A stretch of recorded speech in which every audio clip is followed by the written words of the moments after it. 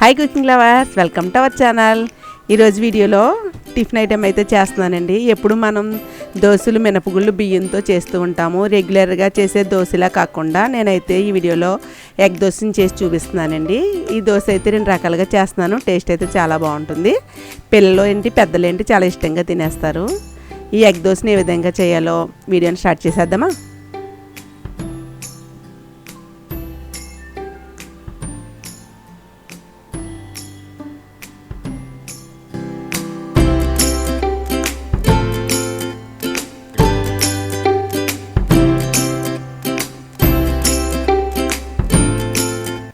మనం దోశలు వేయడానికి ముందు దోశ పిండి రెడీ చేసుకోవాలండి. ఒక బౌల్ తీసుకుని 1/2 కప్ వరకు నేను చాయ్ మినపగుళ్ళు తీసుకుంటున్నాను.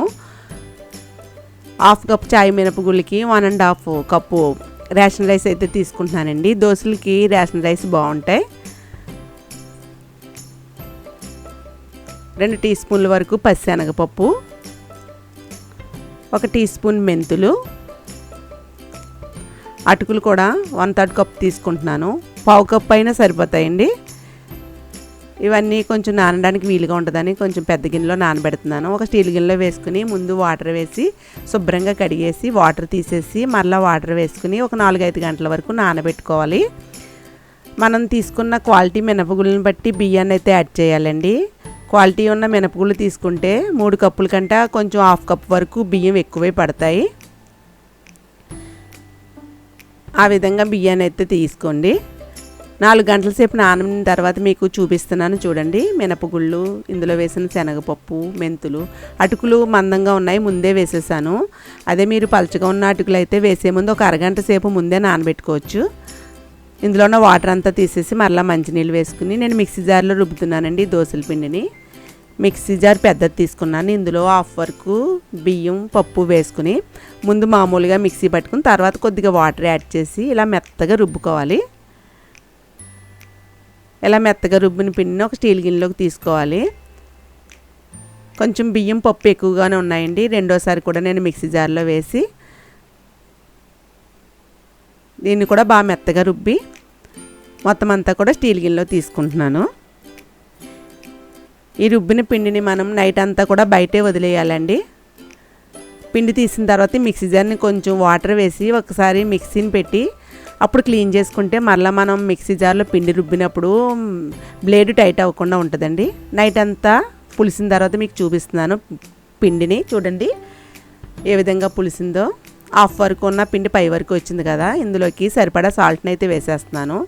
మీరు ఎంతవరకు దోశలు వేసుకోవాలనుకుంటున్నారో అంతవరకు పిండిలోనే సాల్ట్ని అయితే. ఈ దోశలోకి కొబ్బరి చట్నీ అయితే బాగుంటుందండి. ఒక కొబ్బరి చెక్కని బ్రౌన్ పార్ట్ అంతా తీసేసి ఇలా ముక్కల కింద కట్ చేసి మిక్సీ జార్లో వేసేస్తున్నాను.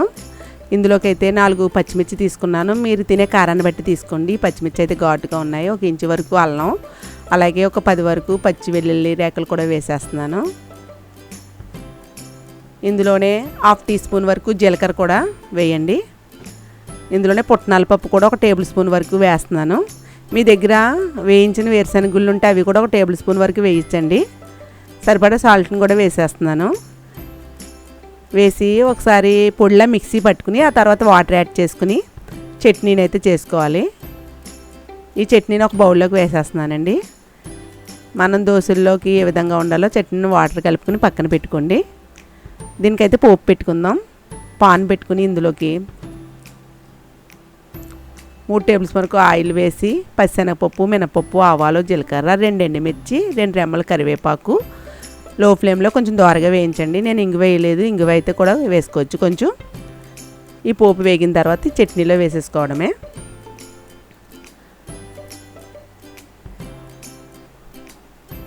చట్నీ కన్సిస్టెన్సీ వాటర్ వేసుకుని ఏ విధంగా ఉండాలో కలుపుకుని పక్కన పెట్టుకోండి. ఇప్పుడు దోశ వేయడానికి నేనైతే క్యాస్ట్ ఐరన్ పాన్ని యూజ్ చేస్తున్నానండి. ఈ పాన్లో అయితే దోశలు చాలా బాగా వస్తున్నాయి.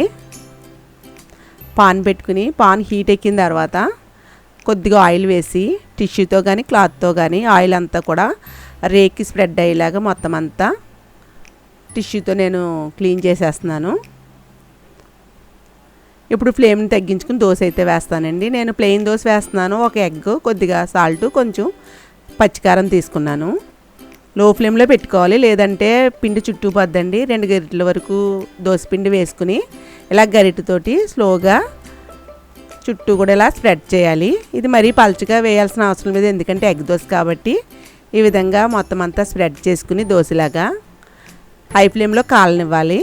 కొద్దిగా కాలిన తర్వాత 1 టేబుల్ స్పూన్ వరకు నూనె అయితే వేస్తున్నానండి. మీకు బటర్ వేసుకోవడం ఇష్టమైతే బటర్ అయినా వేసుకోవచ్చు, బాగుంటుంది. నూనె వేసిన తర్వాత ఒక ఎగ్నైతే పగలగొట్టి మొత్తం దోశ అంతా కూడా స్ప్రెడ్ అయ్యేలాగా మొత్తం ఎగ్నంతా కూడా దోశ మీద మొత్తం చుట్టూ కూడా పరుచుకోవాలి అట్ల పుల్లతో. ఈ విధంగా ఇది ప్లెయిన్ దోశ అండి, అందుకే ఇందులో నేను కొద్దిగా సాల్టు, కొద్దిగా పచ్చికారం లైట్గా పైన చిలకరిస్తున్నాను.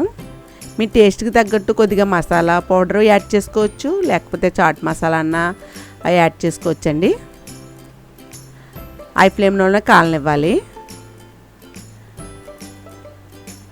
నేను కారం, కొద్దిగా సాల్ట్ని కూడా పైన కొద్దిగా చల్లాను.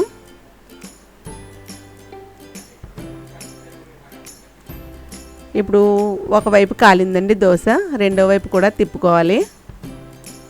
రేకుని కొంచెం కదుపుతూ ఉండాలి. ఒక సైడ్ కాలిన తర్వాత రెండో సైడ్ కూడా కాలేలా చూసుకుని అప్పుడు రెండో వైపు అట్ల పుల్లతో జాగ్రత్తగా తిప్పాలి.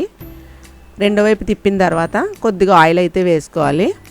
ఈ దోశకి అయితే కొంచెం ఆయిల్ వేస్తే టేస్ట్ బాగుంటుంది. ఆయిల్ వేసిన తర్వాత మీడియం ఫ్లేమ్లో 1 నిమిషం కాలనివ్వాలండి, ఎగ్ కదా లేకపోతే నీచు వాసన వస్తుంది.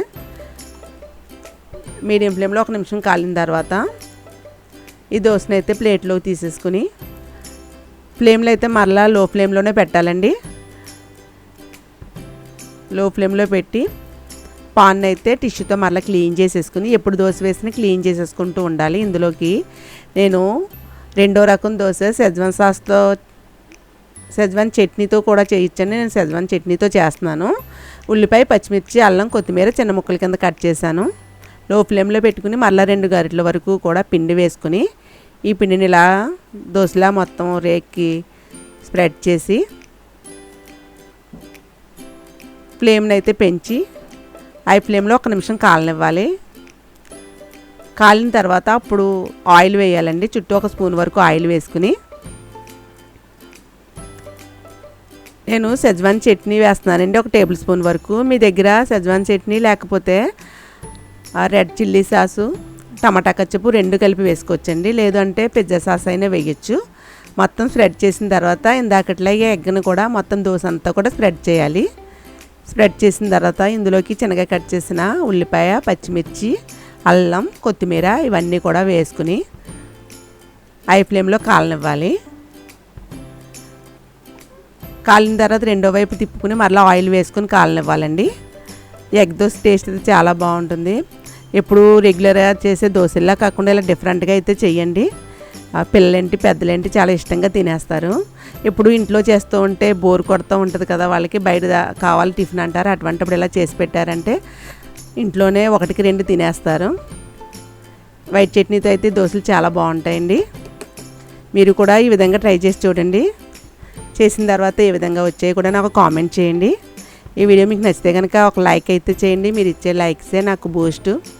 ఈ దోశను కూడా రెండో వైపు తిప్పుకుని చూడండి, రెండో వైపు కూడా ఇలా కాలాలి. ఒక ప్లేట్లో తీసేసుకుని వైట్ చేతితో సర్వ్ చేసేసుకోవచ్చు. ఎంతో టేస్ట్గా ఉండి 2 రకాల ఎగ్ దోశలు అయితే రెడీ. హోటల్కి వెళ్ళే పని లేకుండా ఇంట్లోనే ఈజీగా చేసి పెట్టేయచ్చండి. లైక్ చేయండి, షేర్ చేయండి, సబ్స్క్రైబ్ చేయండి. Happy cooking. నెక్స్ట్ వీడియోలో కలుసుకుందాం.